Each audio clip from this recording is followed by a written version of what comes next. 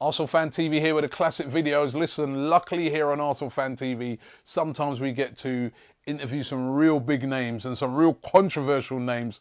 No one is more controversial as an Arsenal fan than Piers Morgan. We got to catch up with Piers Morgan, who's a big fan of Arsenal Fan TV, and get his opinions on Arsenal. And just check out this classic video. Now, you've been very, very critical of Arsene Wenger, the board.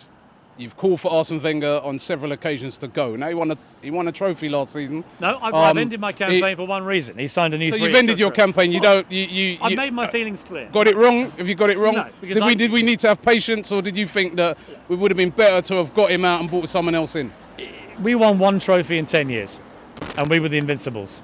It's just not good enough. But they did move into a new, you know already. You know all the arguments, but they moved into a new stadium. I think you can be patient with somebody for 3-4 seasons maximum.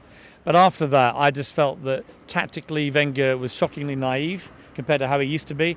I didn't like the players he was buying. I thought he was buying second-tier players, and then he was selling our best players to rivals. To me, when he sold Van Persie to United and they won the league, that was an absolute sackable offence. How can a manager do that?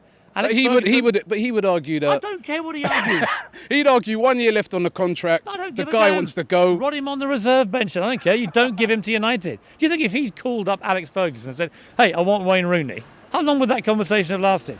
That's why Alex Ferguson won 10 trophies since we last won a trophy. Is there a difference though? That there was a bit of money to? If you're trying to balance the books, right, and you've got a player that's worth 25 million pounds. He's got 1 year left or less on his contract. Right, you've got to balance the books now. You're not Chelsea where you can afford to hold on and take that loss.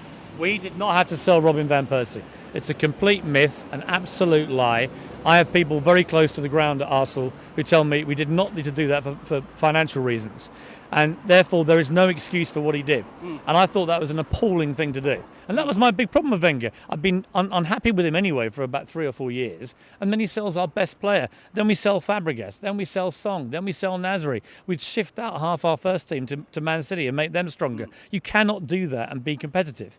So I just felt he'd stopped being competitive. Now, I see a glimmer of hope. I've given up the campaign because he signed a 3-year I was going to say to you, do you see a change now? I mean, look, Alexis Sanchez, Ozil at the end of last season. These are some big signings. Let's come to the Ozil signing, because to me that was the moment I began to soften towards Wenger. Yeah. Because until then I just saw no strategy that he or the board were adopting which was going to be competitive. This was a board and a manager who thought that coming fourth was like winning a trophy. Well, it's not.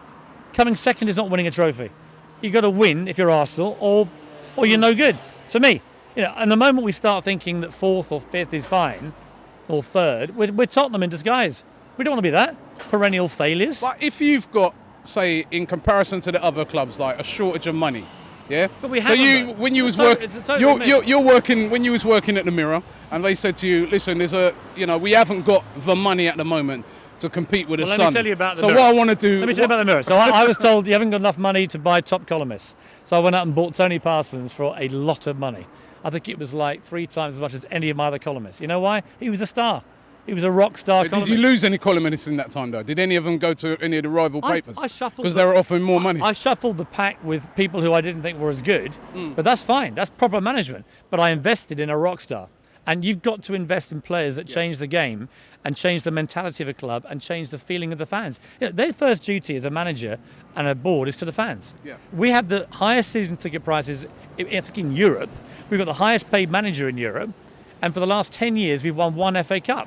I don't think that's good enough. Now, a lot of Arsenal fans agree with me. A lot of them absolutely don't agree with me and think Wenger should be there for life, right? I see little signs of hope with Wenger now. Ozil is one, because he's a truly world-class player who I think is going to have an amazing season.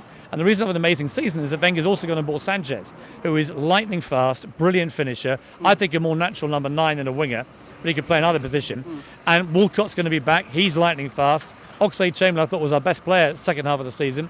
He's lightning fast. So suddenly you've got Ozil, who's used to having Higuain and Benzema and Ronaldo, is now going to have 3 very quick forwards ahead of him. That will make a big difference. Add in Ramsey and Cazorla, and if we get a defensive midfielder of the kind like Khedira, I don't think we'll get Khedira, but if we got someone like him, then we've got a very good team, I think. I know it's only Burnley. Listen, I'm a moaner. I'm a professional moaner. Go home and have a moan. Yeah? I mean, I want to say, it's 2 years today, isn't it? 2 years today. TV, since you brought the likes of me to 2 years of moaning, yeah. 2 years of moaning.